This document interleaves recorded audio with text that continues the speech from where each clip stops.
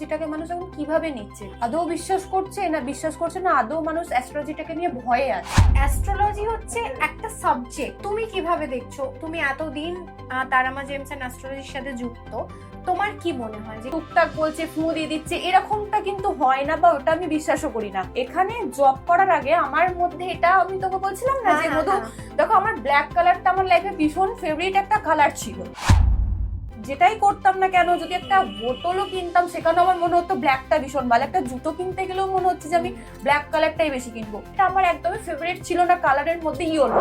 তো এখন মনে হয় আমার ইয়েলোটা ফেভারিট হোক বা নাই হোক, সবকিছুতেই যেন আমি আমার ইয়েলোটাকে প্রেফার করবো। সেক্ষেত্রে তুমি যে ইয়েলোটা প্রেফার করবে বলছো, দেখো আমাদের তো কারোর এই নলেজটা নেই যে কেন ইয়েলোটা প্রেফার করবো ডেফিনেটলি, এবং কেন ব্ল্যাকটাকে আমরা মানে ছেড়ে দেবো। তো দেখবে আমাদের বাঙালি মতে ইয়েলো কালারটা একটু বেশি লাগে সবকিছুতে। আমরা মানে হলুদ কালারটিকে একটু শুভ বলে মনে করি। দেখো অ্যাস্ট্রোলজি প্রথমে, দেখো আমি এটাই বলবো, প্রথমে আমাদের এটা বুঝতে হবে যে অ্যাস্ট্রোলজিটা কোনো ভাওতাবাজি না, এটা একটা সাবজেক্ট। আমরা যেরকম বিভিন্ন রকম বিষয় পড়ি, এটাও একটা বিষয়। এইটাই মানুষের মধ্যে বোধটা এখনো কোথাও না কোথাও আসেনি।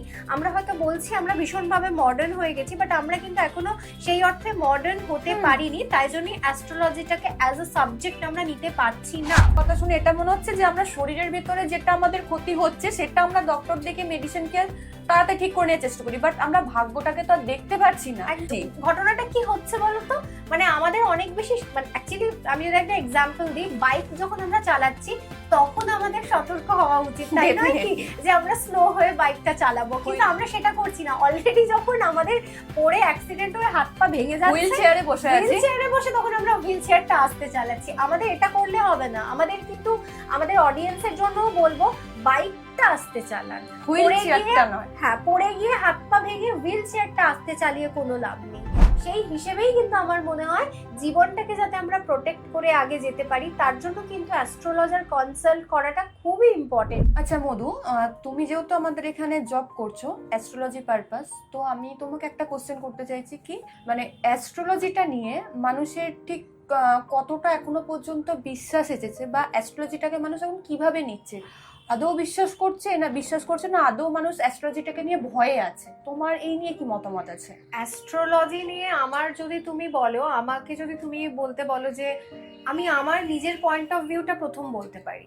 আমি এখানে যুক্ত হওয়ার পর থেকে আমার যেটা ব্যক্তিগতভাবে মনে হয়েছে, অ্যাস্ট্রোলজি মানুষের জীবনে খুব খুব প্রয়োজন। আমি হয়তো জানি না যে কটা মানুষ এটাকে সিরিয়াসলি নেয়, কিন্তু প্রত্যেকটি মানুষের এটা সিরিয়াসলি নেওয়া উচিত। একদমই, কেননা অ্যাস্ট্রোলজি হচ্ছে একটা সাবজেক্ট, এটা কিন্তু কোনো প্রথা না, বা এটা কিন্তু কোনো ভাওতাবাজিও না। এটা কিন্তু একটা বিষয় যেটা নিয়ে পড়াশোনা করে তবেই কিন্তু একজন অ্যাস্ট্রোলজার হতে পারে। একদমই তাই, তাই নয় কি? তো ওই অ্যাস্ট্রোলজার যিনি হচ্ছেন, তিনি কিন্তু আমাদের ভবিষ্যৎ, আমাদের আগামী দিনগুলো প্রেডিক্ট করতে পারেন। তো এই প্রেডিকশনটা কিন্তু আমাদের প্রত্যেকের জীবনে প্রচন্ড প্রয়োজন, যাতে আমরা আগামী জীবনে খুব ভালো কিছু করতে পারি। ঠিক আছে, আমরা যদি ডেস্টিনেশনটা আমরা তো একটা ডেস্টিনেশন জানি যে আমরা এই জায়গায় যাব, সেই রাস্তাটা যদি, ওয়েটা যদি আমাদের জানা থাকে, তাহলে আমরা খুব ইজিলি পৌঁছাতে পারবো এবং টাইমটা কম লাগবে। কিন্তু যদি সেই জায়গাটা আমরা জানি যে ওই জায়গাটা যাব, বাট ওই জায়গাটা কিভাবে যেতে হয় সেটা আমরা জানি না, তাহলে কিন্তু এটা অনেকটা টাইম টেকিং হয়ে যায় এবং সেই জায়গাটা হয়তো আমরা সঠিকভাবে পৌঁছাতে পারি না। অ্যাস্ট্রোলজি হচ্ছে এরকম একটা জিনিস যেটা আমাদের জীবনকে সুন্দরভাবে এবং কম সময়ে খুব ভালোভাবে সাকসেসফুল হতে সাহায্য করে। এটা আমার ব্যক্তিগতভাবে মনে হয়েছে, এবং এর পিছনে তো অনেক সায়েন্টিফিক ব্যাখ্যা থাকে, সেটা মানুষ হয়তো বোঝে না, তাই জন্যই এটাকে অনেক রকম ভাবে এটাকে মানুষ পোট্রে করে বা দেখে। তো সেক্ষেত্রে আমার মনে হয় অ্যাস্ট্রোলজি ভীষণ ইম্পর্টেন্ট, এবং প্রত্যেকের কিন্তু জীবনে অ্যাস্ট্রোলজার কনসাল্ট করা ভীষণভাবে প্রয়োজন। তো আমি তোমাকে এখানে একটা প্রশ্ন করব। আমি আমার স্বল্প সময়ের দৃষ্টিভঙ্গি থেকে যেটুকু বুঝেছি যে অ্যাস্ট্রোলজি ইম্পর্টেন্ট কেন, আমি সেটা তোমাকে শেয়ার করলাম।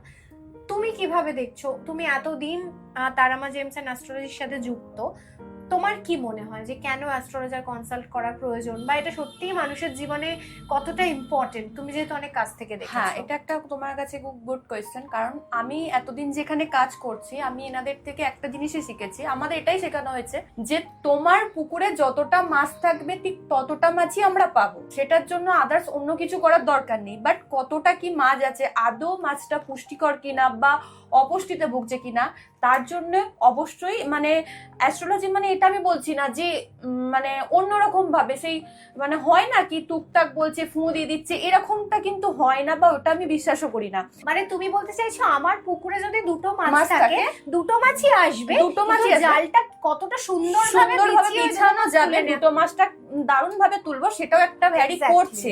আর তোমাকে আমি একটু আগে যেটা মানে বললাম আর কি, মানে এখানে জব করার আগে আমার মধ্যে এটা আমি তোকে বলছিলাম না যে মধু দেখো আমার ব্ল্যাক কালারটা আমার লাইফে ভীষণ ফেভারিট একটা কালার ছিল। এখানে জব করার আগে ওটাকে নিয়ে আমি ভীষণ, আমি যেটাই করতাম না কেন, যদি একটা বোতলও কিনতাম সেখানে আমার মনে হতো ব্ল্যাকটা ভীষণ ভালো, একটা জুতো কিনতে গেলেও মনে হচ্ছে যে আমি ব্ল্যাক কালারটাই বেশি কিনবো। কিন্তু কোথাও গিয়ে মনে হয়েছে আমার জন্মছক অনুযায়ী বা বিভিন্ন মানুষের, তো আমি একটা কথা বলতে পারি আজকে 2026-এ দাঁড়িয়ে প্রতিটা মানুষই কিন্তু রাহু অ্যাট্রাকটিভ। মানে রাহু যে গ্রহটি আছে ওর বাইরে খুব কম মানুষ মানে যায় না, বেশিরভাগ মানুষই রাহু অ্যাট্রাকটিভ, বেশিরভাগই মানুষ আবেগে চলছে, ঠিক আছে? তো তার জন্যই ক্ষতি হচ্ছে, তো তার জন্যই তারামা জেমসের অবশ্যই অ্যাস্ট্রোলজার দেখাবেন। তো আমি এখানে জয়েন করার পর আমার একটা কথাই মনে হয়েছে, যেটা আমার একদমই ফেভারিট ছিল না কালারের মধ্যে, ইয়েলো। তো এখন মনে হয় আমার ইয়েলোটা ফেভারিট হোক বা নাই হোক, সবকিছুতেই যেন আমি আমার ইয়েলোটাকে প্রেফার করব। সেটা মানে আমি যদি কিছু খাই মনে হচ্ছে এটা আমি খাচ্ছি, এটা আমার ক্ষতি হয়ে যাচ্ছে। মানে সেক্ষেত্রে তুমি যে ইয়েলোটা প্রেফার করবে বলছো, দেখো আমাদের তো কারোর এই নলেজটা নেই যে কেন ইয়েলোটা প্রেফার করব এবং কেন ব্ল্যাকটাকে আমরা মানে ছেড়ে দেবো। তো ইয়েলোটা কিসের জন্য? ইয়েলোটা যেহেতু বৃহস্পতির একটা শুভ গ্রহ, বৃহস্পতি আমাদের, আমি যতটুকু জেনেছি, তো আমি তো অ্যাস্ট্রোলজার না, আমি যতটা আমি জ্ঞান পেয়েছি এখান থেকে, বৃহস্পতি যেহেতু একটা শুভ গ্রহ, তো দেখবে আমাদের বাঙালি মতে ইয়েলো কালারটা একটু বেশি লাগে সবকিছুতে। আমরা মানে হলুদ কালারটিকে একটু শুভ বলে মনে করি, যেমন গায়ে হলুদের হলুদ কালার পরা, বা বিবাহিক জীবনে যে শুভ যে হলুদ কালারটা ওটাই বেশি কিছু মানে ভ্যারি করে। এবং পুজো অর্চনাতেও কিন্তু হলুদ কালারটাই বেশি, মানে আমার মনে হয় সব জায়গাতে বলা হয় হলুদ কালারটা পরলেই বেশি বেটার হয়। তো সেদিক থেকে আমি মনে করি এটা জীবন আমার একটা বদলেইছে। তো আর মানে বলতে চাইছো কোথাও না কোথাও বৃহস্পতির একটা গুড প্রভাব যাতে মানুষের জীবনে আসে, তার জন্য ইয়েলোটা বেশি করে ইয়েলোটা একদম বেশি ভাবে ইউজ করা উচিত। তার আগে আমি ভীষণ ভাবে মানে একটুতে রেগে যেতাম, ফার্স্ট এটা কেন হচ্ছে, এটা কেন ভাবতাম কেন হচ্ছে, কোথাও গিয়ে কোনো একটা গ্রহ আমাদের ডিস্টার্ব, তো যার ফলেই হচ্ছে, হঠাৎ করে চিড়চিড়ে মেজাজে এসে যাচ্ছে।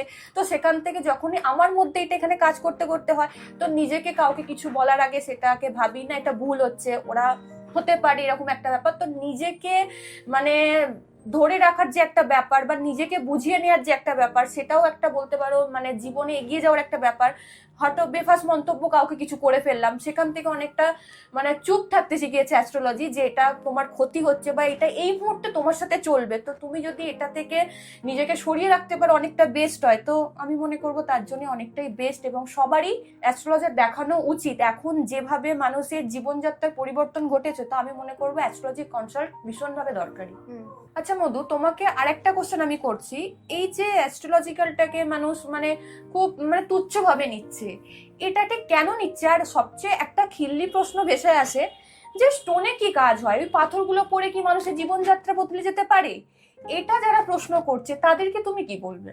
দেখো প্রথমে দেখো আমি এটাই বলবো, প্রথমে আমাদের এটা বুঝতে হবে যে অ্যাস্ট্রোলজিটা কোনো ভাওতাবাজি না, এটা একটা সাবজেক্ট। আমরা যেরকম বিভিন্ন রকম বিষয় পড়ি, এটাও একটা বিষয়। এইটাই মানুষের মধ্যে বোধটা এখনো কোথাও না কোথাও আসেনি। আমরা হয়তো বলছি আমরা ভীষণভাবে মডার্ন হয়ে গেছি, বাট আমরা কিন্তু এখনো সেই অর্থে মডার্ন হতে পারিনি। তাই জন্যই অ্যাস্ট্রোলজিটাকে অ্যাজ আ সাবজেক্ট আমরা নিতে পারছি না। আমরা কিন্তু এটা বিলিভ করছি যে সব থেকে আনপ্রেডিক্টেবল যেটা আমার মনে হয় আবহাওয়া, যেটাকে আমরা প্রেডিক্ট করতে সেই অর্থে পারি না, কারণ কি প্রকৃতির নিয়মে কখন কি হয় সেটা আমরা জানি না। স্টিল পড়াশোনার মাধ্যমে কিন্তু আবহাওয়াবিদ বলে দিচ্ছে যে আজ বৃষ্টি হবে না হবে না। আজকে ঝড় আসবে কি আসবে না, তাহলে সেটাও তো পড়াশোনার মাধ্যমে পসিবল, সেটাও তো হচ্ছে। তাহলে মানুষের জীবনটাকে কেন প্রেডিক্ট করা যাবে না? সেটাও তো সেমলি পড়াশোনার মাধ্যমে একজন অ্যাস্ট্রোলজার বলে দিতে পারছেন যে তার জীবনটা কিরকম ভাবে যেতে চলেছে বা কিরকম যাবে। তো দেখো, যখন আমরা ডক্টর দেখাই, শরীর খারাপ হয়, তো ডক্টর দেখানোর পর কি হয়, আমাদের মেডিসিন প্রেসক্রাইব করে। তো আমার যদি মনে হয় যে আমি সুস্থ হতে চাইছি, তাহলে আমাকে মেডিসিন গুলো নিতে হবে। যদি এরকম তো হয় না যে আমি ডক্টর দেখালাম, সে বলে দিল আমার রোগ কি হয়েছে, দেন আমি আর মেডিসিন নিলাম না, আমি সুস্থ হয়ে গেলাম। তো অ্যাস্ট্রোলজিও তো সেরকম না। একজন অ্যাস্ট্রোলজারকে কনসাল্ট করার পর আমার যদি কোনো সমস্যা থেকে থাকে, সেই সমস্যাটা সে যখন আমাকে বলে দিচ্ছে, তার সমস্যার যদি সমাধান বা রেমিডি যা থেকে থাকে, স্টোন যদি তাকে নিতে হয়, তাহলে তাকে স্টোন নিতে হবে, তবেই না সে সেরে উঠবে, আদারওয়াইজ তো সারতে পারবে না। তোমার কথা শুনে এটা মনে হচ্ছে যে আমরা শরীরের ভিতরে যেটা আমাদের ক্ষতি হচ্ছে সেটা আমরা ডক্টর দেখে মেডিসিনকে তাড়াতাড়ি ঠিক করে নেওয়ার চেষ্টা করি, বাট আমরা ভাগ্যটাকে তো আর দেখতে পাচ্ছি না একদমই যে ভাগ্যের কি প্রবলেম চলছে। একদমই আজকে এত রিলেশনশিপ প্রবলেম থেকে শুরু করে, বিচ্ছেদ থেকে শুরু করে, কর্মের প্রবলেম থেকে, শিক্ষার প্রবলেম থেকে, লোক একে অপরকে আমরা দোষ দিয়ে যাচ্ছি যে এটা কোনো কারণে মানে রিয়েলাইজই করতে পারছি না যে আমাদের জন্মছকটা একটা কোনো ভালো মানে ভাইটাল হতে পারে, যে কি আছে একবার তো জেনে দেখি, একবার তো প্রতিকার করিয়ে থাকি। এটা আমাদের মানুষের মাথায় খুবই কম আছে। বাট আমরা যে ঝামেলাটার মধ্যে জড়িয়ে পড়ছি, নিজেদের দোষে কিন্তু আমরা নিজেরা ঝামেলায় জড়িয়ে পড়ছি। ঘটনাটা কি হচ্ছে বলতো, মানে আমাদের অনেক বেশি, মানে অ্যাকচুয়ালি আমি যদি একটা এক্সাম্পল দিই, বাইক যখন আমরা চালাচ্ছি তখন আমাদের সতর্ক হওয়া উচিত, তাই নয় কি, যে আমরা স্লো হয়ে বাইকটা চালাবো, কিন্তু আমরা সেটা করছি না। অলরেডি যখন আমাদের পড়ে অ্যাক্সিডেন্ট হয়ে হাত পা ভেঙে যাচ্ছে, হুইল চেয়ারে বসে আছি, হুইল চেয়ারে বসে তখন আমরা হুইল চেয়ারটা আস্তে চালাচ্ছি। আমাদের এটা করলে হবে না। আমাদের কিন্তু আমাদের অডিয়েন্সের জন্যও বলবো, বাইকটা আস্তে চালান, হুইল চেয়ারটা নয়। হ্যাঁ, পড়ে গিয়ে হাত পা ভেঙে হুইল চেয়ারটা আস্তে চালিয়ে কোনো লাভ নেই। তো সেক্ষেত্রে সবাইকেই কিন্তু আমরা বলবো যে অ্যাস্ট্রোলজার দেখিয়ে নিজেদের জীবনের অনেকটা দৃষ্টিভঙ্গিও চেঞ্জ হয়, জীবনটাকে আপনারা বুঝতে পারবেন, অ্যাটলিস্ট আপনাদের কি করণীয় সেটাও কিন্তু আপনারা জানতে পারবেন, তাই নয় কি? আর বৃষ্টি আসার আগে ছাতা নেওয়াটা আমার মনে হয় বেস্ট, মানে হবে পার্ট অফ লাইফ। বাট বৃষ্টি যখন পড়ছে তখন তো ছাতা নিয়ে কিছুই লাভ হবে না। একদমই, মানে আমরা যদি আগে থেকে প্রেডিক্ট করতে পারি যে আজ বৃষ্টি আসবে, তো আমরা হোক বা না হোক ছাতাটা আমরা সাথে রাখতে পারলাম। কিন্তু যদি জানতেই না পারলাম আজকে বৃষ্টি হবে, বৃষ্টি হয়ে গেল, তো ভিজে গেলাম। তো যাতে আমরা ভিজে না যাই, আমরা আগে থেকে প্রোটেকশন নিয়ে চলতে পারি, সেই হিসেবেই কিন্তু আমার মনে হয় জীবনটাকে যাতে আমরা প্রোটেক্ট করে আগে যেতে পারি, তার জন্য কিন্তু অ্যাস্ট্রোলজার কনসাল্ট করাটা খুবই ইম্পর্টেন্ট। যারা ছোট বাচ্চা, যারা জন্মগ্রহণ করছে, ঠিক আছে, আমরা কি করি, আমরা যারা মায়েরা থাকি বা বাবারা থাকি, তারা কি করি, আমাদের পছন্দ ডক্টর, তো ডক্টরই হবে, কিন্তু তার জন্মছক অনুযায়ী হয়তো দেখা যাচ্ছে সে ক্রিকেটার হলে বেশি ভালো হতো, তো আমরা তো জানতেই পারছি বা না। কেউ অ্যাস্ট্রোলজার হলেও তো ভালো হতো। আর অ্যাস্ট্রোলজারটাও ডিপেন্ড করে কিন্তু তার জন্মছকের উপর, সে কোন পজিশনে অ্যাস্ট্রোলজার হতে পারে, সে বাস্তুবিদ হবে কি ম্যারেজ পারপাস মানে অ্যাস্ট্রোলজার হবে, কি তান্ত্রিক হবে, কি জ্যোতিষী হবে, সম্পূর্ণটাই কিন্তু নির্ভর করে যে যার নিজস্ব জন্মছকের উপর, কুণ্ডলীর উপর অবশ্যই নির্ভরটা করে। একদমই সেটাই তো, যে যার অ্যাস্ট্রোলজার হওয়ার যোগ বেশি, সে যদি তার হয়তো 80% সে অ্যাস্ট্রোলজার হলে ভালো করতো, সে হতে যাচ্ছে, সে গেইন করতে পারছে না, সে পারছে না। এটাই প্রবলেম না। আমরা যদি আগের থেকে জেনে যেতে পারি যে আমার বাচ্চা এই দিকে ছুটলে বেশি ভালো দৌড়াতে পারবে, তা আমরা বাচ্চাকে সেই দিকেই দৌড়াবো না। যদি উল্টো দিকে আমরা দৌড়াই, তো দৌড়িয়েও তার কোনো লাভ হবে না। সেই কারণে কিন্তু অ্যাস্ট্রোলজি ভেরি ইম্পর্টেন্ট। তাই জন্য বারবার বলবো যে জীবনে প্রবলেম আসার আগে অ্যাস্ট্রোলজার কনসাল্ট করুন এবং সলিউশন নিন। প্রবলেমের মধ্যে ফেসে গিয়ে যেখান থেকে ওঠার আর কোনো উপায় নেই, সেখানে তারপর গিয়ে অ্যাস্ট্রোলজার কনসাল্ট করে কোনো লাভ নেই।